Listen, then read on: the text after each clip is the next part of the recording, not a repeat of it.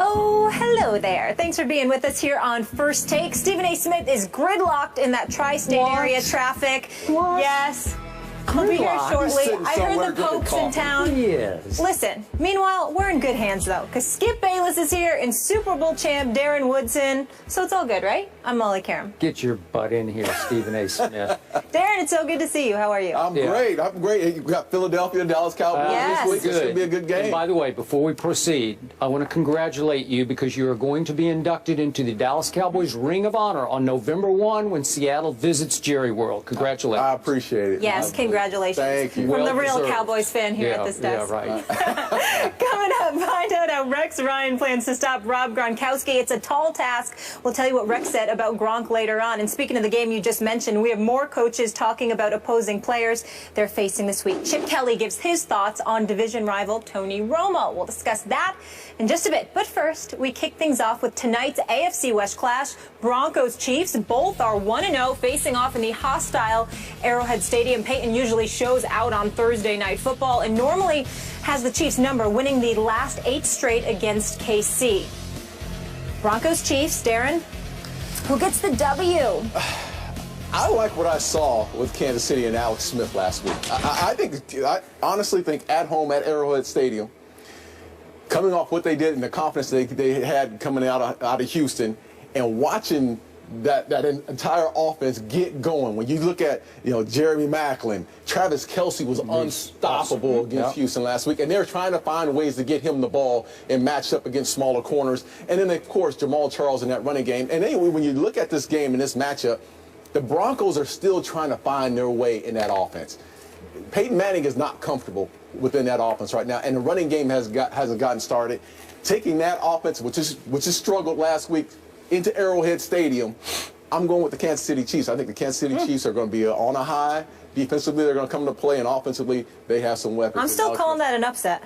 I'm not calling it an upset. I am. Okay. I'm still calling it an upset. Well, I mean, Kansas City's favored at home by 3, so... In my mind, just because of history. All right, that's fine. Throw a score out there so we get your level of conviction here. I'm going to say it's going to be 27-17. Okay, 10 point. That's fairly convincing. And obviously, we all well remember what happened to the New England Patriots when they visited Arrowhead on a Monday night, which was the 4th game of last season, and it was 41-14. Gut feeling, I believe Peyton Manning will win again at Arrowhead. And he's won at Arrowhead all 3 of his Denver Bronco years. And he's won fairly handily at Arrowhead all 3 times. In his career, he's 6-1 at Arrowhead, with 20 touchdown passes to only 5 interceptions. So clearly, the stadium fits his eyes, so to speak, where he's very comfortable throwing the football in that environment, as noisy as it might get, and it obviously rivals Seattle for the noisiest outdoor stadium in the league. But I still believe in Peyton as a top-flight quarterback, and I get what you're saying about clashing with Kubiak and the new offense, and he didn't look completely comfortable, although it was ironic to me that they did throw it 40 times and they ran it only 25 times against a Baltimore team that a lot of people think is a Super Bowl caliber team with or without Terrell Suggs. Like, it's a very good football team. It's a very physical football team, and as Peyton had to remind the media, hey, we actually won that game last Sunday, and they did. 19-13. They won. Even though Flacco threw a heck of a pass at the end of the game that could have won it. But still, I think Denver's defense is still a little bit better than Kansas City's defense. Just a little bit. And look, I get what you say. Travis Kelce was a fantasy phenom last week, and I'm sure people are going to jump all over him this time around. That game was 27-6 at Houston, and it wound up 27-20 when Ryan Mallett was inserted into the lineup and gave him a little spark and pop, and he's obviously going to start again for the Texans. I'm going to say what I said yesterday. Kansas City is in Missouri, which is called the Show Me State, and I need to be shown a little bit more by this team because year after year, we get on this bandwagon, and then we all fall off the bandwagon. And last year, as I pointed out yesterday, they had a 5-game winning streak, and that was after the New England game. And then everybody said, well, here come the Chiefs, and there went the Chiefs. And they lost 3 in a row, starting with the game at Oakland. Remember this? And they just tumbled right out of the play. They were not a playoff team last year. Are you sure? Now, to your opening point, which was Mark Schlereth's point on our show yesterday, and he opened my eyes and gave me pause. Because remember, Mark helped coach the Broncos a little bit during training camp. As kind of just a volunteer advisor, helped coach the offensive line. So I'd say he's pretty connected, right? He probably knows what he's talking about. And he was strong on this show yesterday that there is a clashing of philosophies here, and that Peyton is not happy and not comfortable. Okay, well, that dilutes my conviction about this game. Because if you're right about that, if Peyton is close to being miserable, as he at 39 is, who knows if this is last year's, he approaches age 40, but it could be. But is he mentally being defeated? Does he feel so handicapped by the new way, the new system? Is the ability to audible at the line of scrimmage slowly being taken out of his hands? Run the play as called. If we call a running play, don't check out of it. Is that what's going on here? You know, and that's the way I looked at it that game last week against the Ravens. It felt like he was handicapped, like he wasn't the old Peyton that we've seen in the past, making the checks at the line of scrimmage. Everything seemed to flow as far as, you know, they got in and out of plays differently than they have in the past. And Peyton is a guy who you always see him throughout the years. He controls the offense. Everything flows through Peyton Manning. Now it doesn't seem like it feels like it's a Gary Kubiak feel. Even on the first play of the game, they run the football. He actually comes out like in a waggle formation, like he's rolling out. Peyton never rolled out that way. That just wasn't him. So this team is going to change. I think in the end, Kubiak's going to win out. I honestly feel like Kubiak's going to win out because he is the longevity. He is the future of this organization. Okay, but we might be talking about this maybe his last year. Do you think that's the right choice, though, for Kubiak to win out? I just think that when you look at the years that are possible, Peyton's probably going to play this year, maybe next year, at best. I think Kubiak's a guy who's probably going to be there in the end. And Kubiak's been extremely successful offensively through his tenure as a head coach. He will run the ball. They will at some point start running the ball successfully. I just don't think Peyton's bought into that just yet. Okay, but just me, from a distance. I'm not plugged into that situation. I'm going to bet on Peyton Manning's resume before I'm going to bet on Gary Kubiak's resume.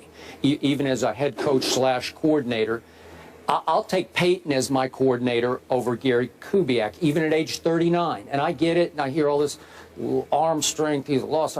He never had much arm strength. But you know, because you played against him, he can still pick you to pieces because he's going to cut loose with the football before you can cut loose mentally with where it's going, right? I mean, he's just going to outthink you and outquick you with his mind. So the arm strength, even though it has handicapped him occasionally, I still don't think it's a huge issue with him right now. I think it's going to be an issue. You do? I really do. I think this team, this is going to be early on in the season, for this team to be successful, defensively, they're going to have to travel well, and they're going to have to win football games for this offense until this offense finds a way to gel, until Kubiak and Peyton Manning can get on the same page. This is not going to be your same Peyton Manning offense. They're going to run the ball this year. And I knew they threw the ball a lot last week. They're going to try to run the ball, control the line of scrimmage. It's just the way, it's Kubiak's philosophy, and that's just the way it's going to be. And I just think in time, this team will get better as the season progresses. But right now, this team is going to be a defensive football team, which is totally different than we've ever seen with a Peyton Manning football team. Bottom line to this, I liked what I heard from Peyton because I heard ticked off this week. I heard chip on shoulder. I heard testy. And again, maybe that's being aimed at his coach. Maybe it's just raw pride. But I think however great Peyton can be in his new offense, I think you're going to see it tonight because I think he's on a little quiet mission here to show you I ain't dead yet, even in this offense. And I'm going to remind everybody, just when I thought the Chiefs are virtually invincible in night games at that crazy asylum that can be Arrowhead, I forgot that last year Peyton won on a Sunday night at Arrowhead, 29-16. Again, he had a Julius Thomas and Wes Welker, so he doesn't have quite the firepower of weaponry that he had last year. But I'm still going to bet on him tonight. You know, I think we're underestimating, and I trust me, I've heard it all week about this matchup. I think we're underestimating what Andy Reid has built in Kansas City. I honestly do. I know they struggled last year. I know they struggled last year, but I think this year bringing in Jeremy Maclin really opens things up for them. Jamal Charles is a guy they're running a screen game like they've never run it before. I like the feel and the confidence that we're seeing on the offensive side of the ball. Now, this team has always been, you know, in the last couple of years, Houston on the outside, Tom Ali on the other side, and rushing the passer, they get after you defensively. This offense is a little different than what they've been in the past. Okay. Well, you got it fairly convincing. I'm going to go 2017 upset on my part. According to Molly. Yeah. All right, advantage Broncos, advantage Chiefs. And I know you mentioned they brought in Jeremy Maclin. Still, the last true wide receiver to score a touchdown was 2013. Dwayne Bowe is not there. Craziness.